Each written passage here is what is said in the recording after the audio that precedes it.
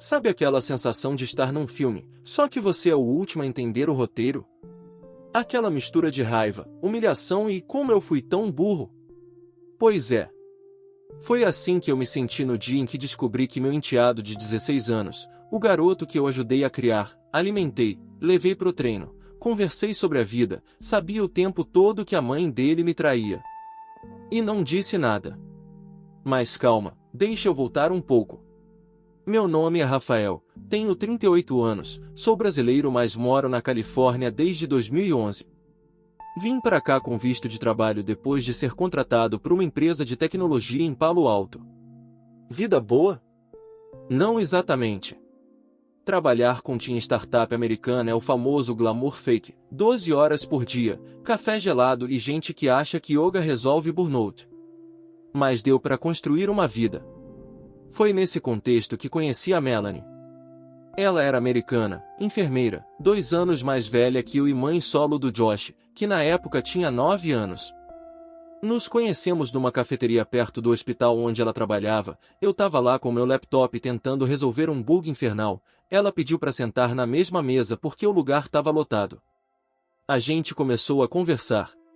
Uma semana depois, saímos para jantar.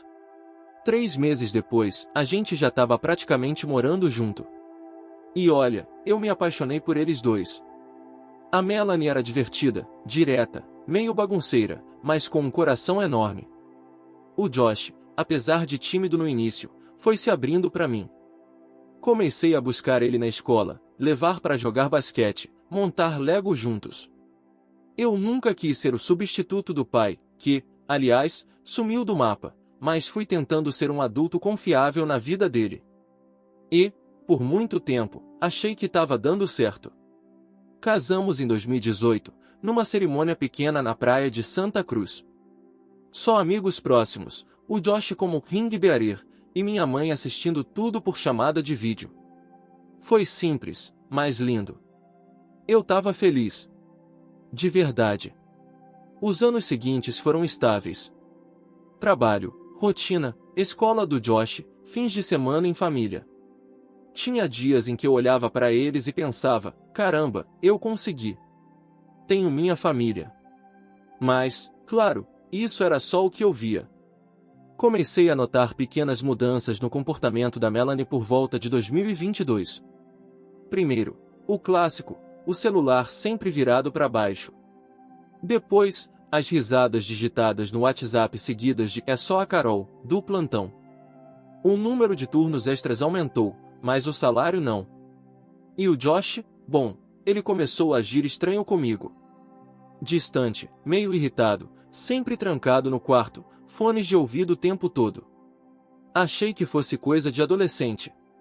Teve uma vez em que ele chegou da escola e, sem querer, vi uma notificação no celular dele quando ele deixou em cima da mesa. Era uma mensagem do tipo: "E aí, sua mãe ainda tá com aquele otário?" Eu congelei. Ele pegou o celular na hora, bloqueou a tela e foi pro quarto sem dizer uma palavra. Na hora, tentei me convencer de que era piada de mau gosto. Adolescente fala besteira, faz bullying, sei lá. Não queria criar conflito. Achei melhor deixar pra lá. Erro número 1. As coisas foram piorando. A Melanie começou a dormir no sofá porque estava com dor nas costas. Chegava tarde e evitava conversar.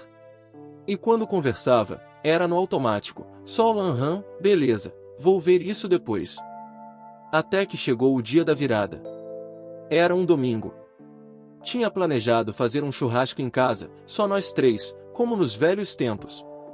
Comprei carne, preparei um molho barbecue caseiro, até separei umas cervejas artesanais que ela adorava. O Josh ficou no quarto o dia todo. A Melanie disse que ia sair para fazer compras rápidas e não voltou. Passaram-se 2, 3, 4 horas. Mandei mensagem. Nada. Liguei. Direto para a caixa postal. Comecei a sentir aquele frio na barriga. Aquela intuição que a gente finge que não existe.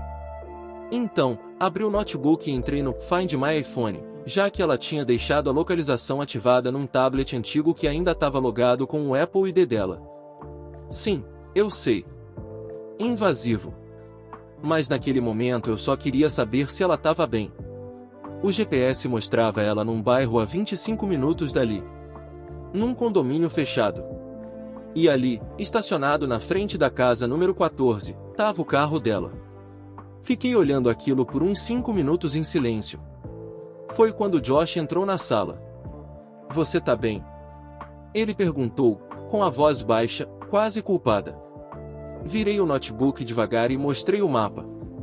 Você sabia disso? Ele travou. Olhou pro chão. Depois pro notebook. E então, com a voz quase inaudível, soltou. Eles estão juntos faz tempo. Meu mundo caiu. Eu acho que nem senti raiva no começo. Foi mais tipo um choque térmico emocional. Sabe quando teu corpo não sabe se desmaia, grita ou soca a parede? Eu só fechei o notebook, olhei pro Josh, aquele moleque que eu ajudei a criar por quase uma década, e perguntei de novo, mais calmo do que eu imaginava. Eles quem, Josh? Ele sentou no sofá, tremendo. E a primeira coisa que disse foi: desculpa, Rafa. Eu juro que tentei. Respirei fundo. Sentei também. Desde quando isso tá acontecendo? Eu não sei ao certo. Tipo, eu desconfiei há mais de um ano. Um ano. Ele me contou, em pedaços, como começou a perceber conversas suspeitas no celular da mãe. Que ela saía dizendo que ia trabalhar, mas voltava perfumada e de salto. Que começou a esconder roupas na mochila e trocar de roupa no carro. Que às vezes voltava com maquiagem borrada e dizia que foi plantão pesado, mas ele sabia que ela não tinha ido trabalhar. Eu tentei falar com ela, mas ela disse que era complicado. Que era coisa de adulto. Que não era para eu me meter. Ele me olhou nos olhos. Eu não sabia se te contava ou não. Eu tava com medo. De perder a casa. De você ir embora. Aquilo doeu. Porque, por mais traído que eu me sentisse, parte de mim entendia o que aquele garoto estava tentando dizer. Ele ficou no meio de dois mundos. E, mesmo eu sendo inocente, ele achava que se contasse, seria o fim da estabilidade dele. Mas também não dava para ignorar. Ele sabia. Ficou em silêncio. Me viu fazer jantar para ela, comprar presente de aniversário, planejar viagem para Napa Valley, sabendo que ela me traía. Você sabe com quem é? Ele hesitou. É o Kevin. Kevin. O nome me atingiu como uma pancada no estômago. Kevin era o ex da Melanie. O pai biológico do Josh. O mesmo cara que sumiu da vida do moleque por quase 10 anos e que, segundo ela, era tóxico, instável e irresponsável. Como assim o Kevin? Ele reapareceu. Começou a visitar a gente faz uns meses. Primeiro era só pra me ver, depois ele e a minha mãe começaram a... sei lá. Sair juntos. Ela dizia que era pra conversar sobre minha educação, mas... O Josh começou a chorar. Baixinho. Na dele. Tentei não chorar também. Mas foi difícil. Passei o resto da noite em silêncio. A carne do churrasco foi pro lixo. As cervejas ficaram na bancada. E eu fiquei ali, sentado, com a cabeça girando. A Melanie chegou em casa quase às 3 da manhã. Eu tava acordado, sentado no sofá. Ela entrou, surpresa, segurando uma sacola de papel. Você ainda tá acordado? Tô. Ela hesitou. Tá tudo bem? Levantei. Fui direto ao ponto. Você tava com o Kevin? Ela congelou. Do que você tá falando? Não finge. Não minta. Só, me fala a verdade. Ela suspirou. Largou a sacola no chão. E aí soltou. Tá. Sim. Eu tô vendo Kevin de novo. Eu senti como se alguém tivesse puxado o chão debaixo de mim. Ah. Quanto tempo? Ela não respondeu de cara. Melanie, há quanto tempo? Uns 7 meses. 7 meses. Oficialmente. Na minha cabeça, isso já batia quase 2 anos, fácil. Perguntei por quê. Por que trair? Por que esconder? Por que voltar pro cara que ela mesma dizia que não prestava? E ela soltou aquela justificativa nojenta que ainda ecoa na minha mente. Você é ótimo. De verdade. Mas com ele, eu me sinto viva. Ele me conhece de um jeito que você nunca vai entender. Eu ri. Não de alegria. Ri daquele jeito cínico, de quem acabou de levar uma facada nas costas e ainda tem que ouvir que foi culpa sua. E o Josh? Você pensou nele? Pensou que ele estava no meio disso tudo? Ela cruzou os braços, na defensiva. O Josh é esperto. Ele entende.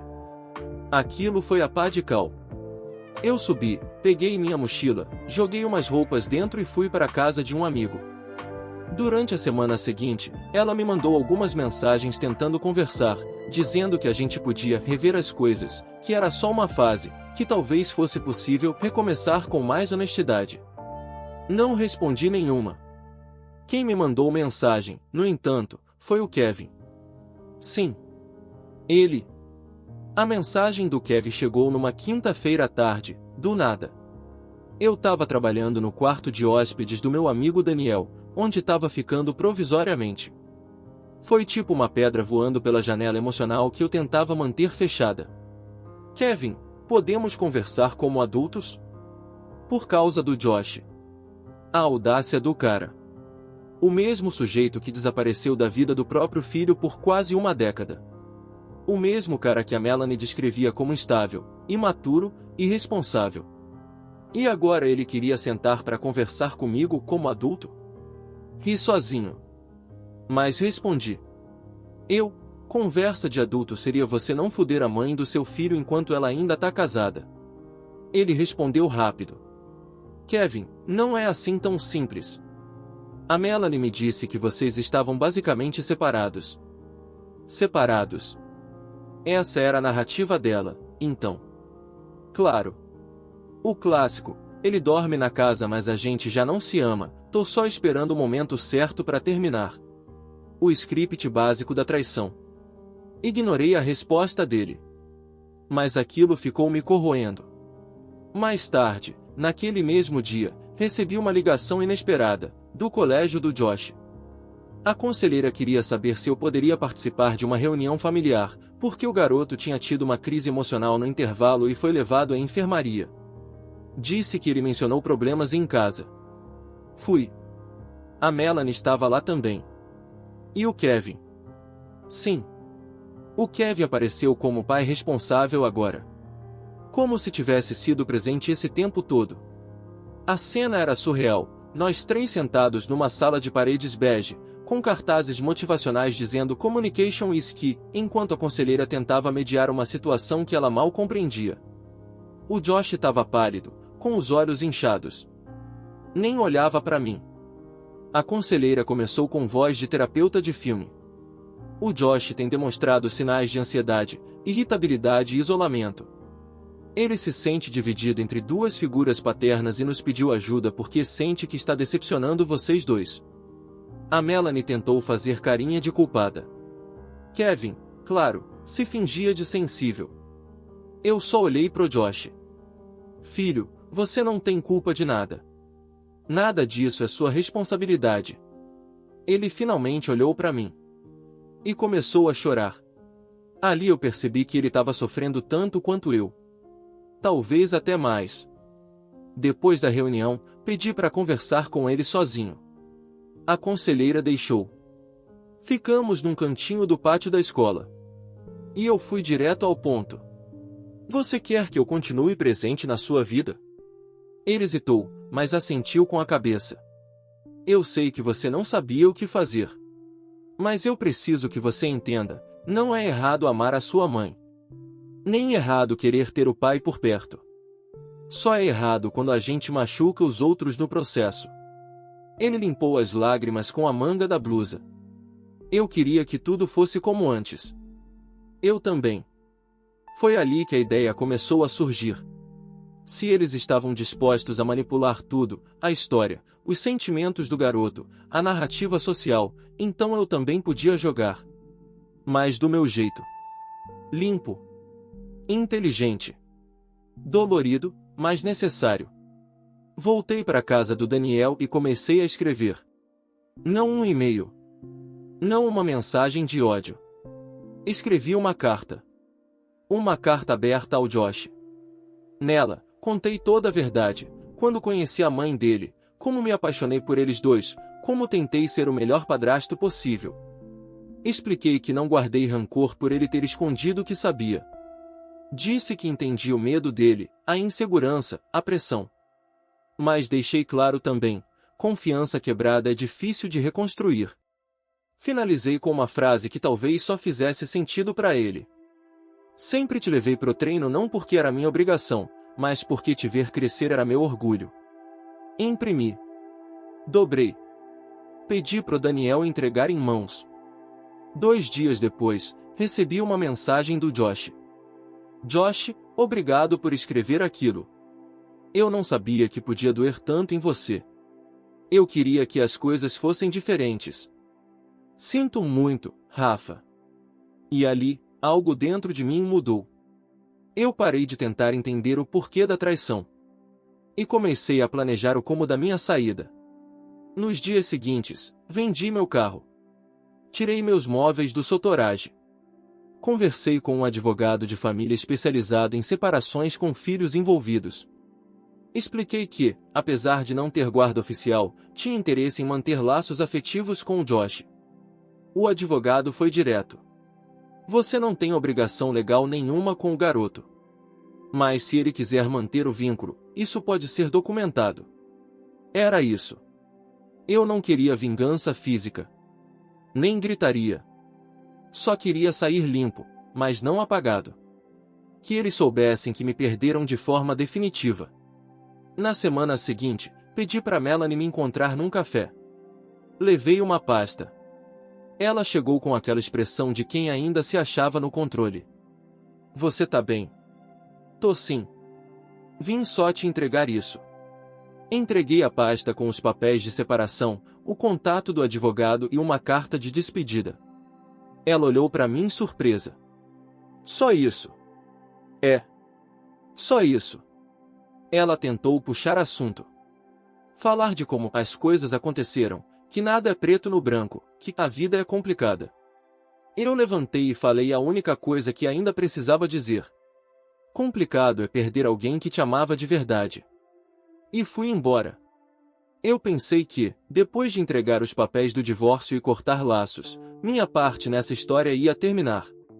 Que eu ia sumir da vida deles como um fantasma discreto, e cada um seguiria seu rumo. Mas o universo, e o ego das pessoas, sempre dá um jeito de te puxar para mais um último ato. 2 semanas depois da nossa última conversa, recebi uma mensagem inesperada. Dessa vez, de novo, era o Kevin. Kevin, podemos conversar? Acho que você vai querer saber disso. Ignorei. Mas ele insistiu. Ligou. Mandei direto para a caixa postal. 10 minutos depois, recebi uma sequência de prints. Mensagens entre ele e a Melanie. E uma delas dizia o seguinte: Melanie, a gente precisa dar um tempo. Quero focar em mim e no Josh agora. Isso tudo foi rápido demais. Você me sufoca às vezes. 2 meses. Foi isso que durou a grande reconciliação deles. 2 meses até ela perceber que o Kevin continuava sendo o mesmo Kevin, desorganizado, ciumento, irresponsável. O cara que largou ela uma vez, e quando voltou, trouxe só caos e ilusão. Na hora, eu ri. Mas foi aquele riso amargo. O riso de quem já não sente prazer com a desgraça do outro, só alívio por ter escapado. Kevin me ligou de novo. Atendi. Olha, não tô querendo drama.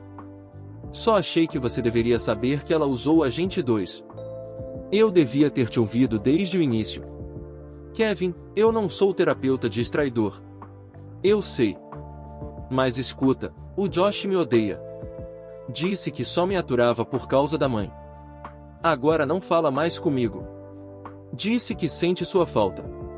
Que você era mais pai para ele do que eu. Aquilo me pegou de surpresa. Você quer que eu faça o quê? Nada.